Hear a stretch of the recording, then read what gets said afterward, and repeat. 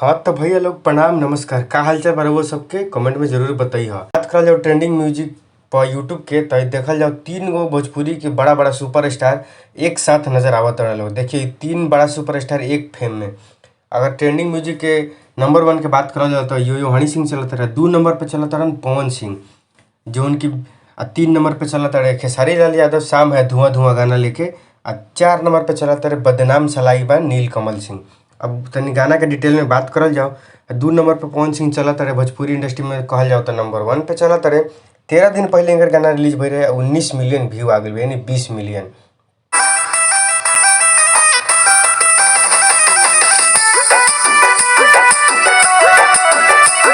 अच्छा देखिए पवन भैया के कितना तगड़ा एंट्री होला बड़ा बड़ा गाड़ी में।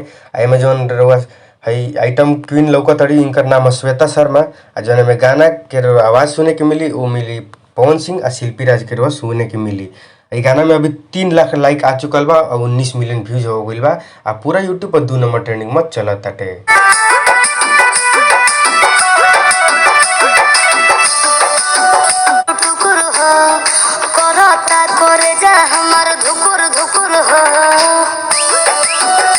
आई गाना के जो नाम बाटे घघरी नाम हटे। आ गाना के बोल बट काची बा हम बतावत तनी।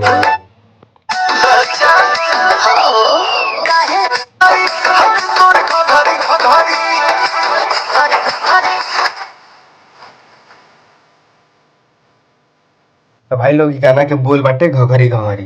तो चलो अब दूसरा भोजपुरी के बड़ा सुपरस्टार के बात कर लेवल जौन की खेसारी लाल बाड़े। आ इनकर गाना पे 10 मिलियन व्यूज आ गइल बा। 2 दिन पहले अपलोड भइल हा। ई गाना के नाम हटे शाम है धुआं धुआं।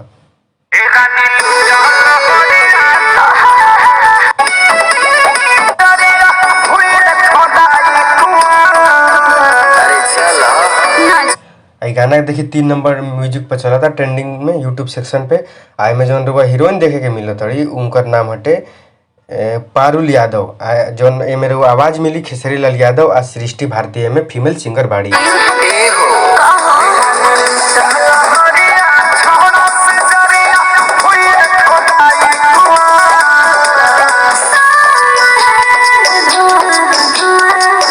देखा तनी काफी बेहतर इस आवाज सुने के मिलत हटे। हई सृष्टि भारती के शाम है धुआं धुआं गाना के बोल बा।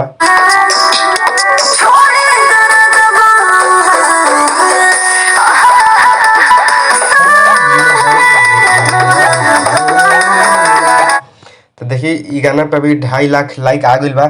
आज 10 मिलियन व्यूज बस आज कंप्लीट हो ही जाई। तो चलिए अगर बात करल जाओ तीसरा नंबर गाना के तब बदनाम सलाई बा जौन के नील कमल सिंह के हटे। यूट्यूब पे 4 नंबर ट्रेंडिंग पर चलत बाटे।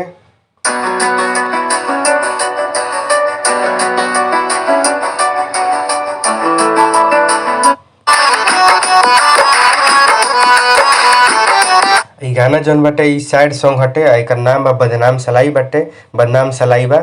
नील कमल सिंह ई गाना के अभी टी सीरीज हमार भोजपुरी चैनल पर रिलीज भइल बा। 4 दिन पहले रिलीज कइल गइल है। पर 7 मिलियन व्यूज आ गइल बा। 8 मिलियन जल्दी होखे वाला बा।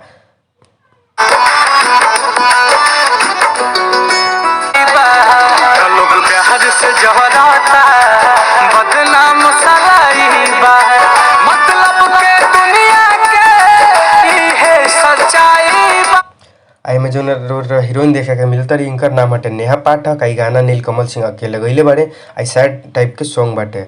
आ गाना के अगर लिखे के बात कर जाए तो लिरिक्स दिले बड़े आशुतोष तिवारी जी।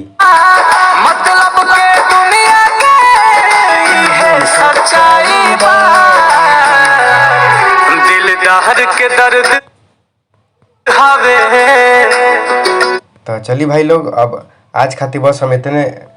अब देखत सकत रहे कि यूट्यूब के ट्रेंडिंग सेक्शन अगर खोल के देखम तो 3 बड़ा बड़ा सुपरस्टार पवन सिंह खेसारी लाल यादव आ नील कमल सिंह एक साथ एक फेम में नजर आवत बाड़े। तो यही हमारा बहुत बड़ा न्यूज लागल तो सोचनी कि सबके साथ शेयर करी। दिल के दर्द हवे सब फेल दवाई बा लोग प्यार से जराता बदनाम सलाई। तो भैया लोग हम फिर मिलब कल नया वीडियो के साथ। तब तक अपन ध्यान रखब। प्रणाम नमस्कार। वीडियो कैसन लगल कमेंट करके जरूर बताइए।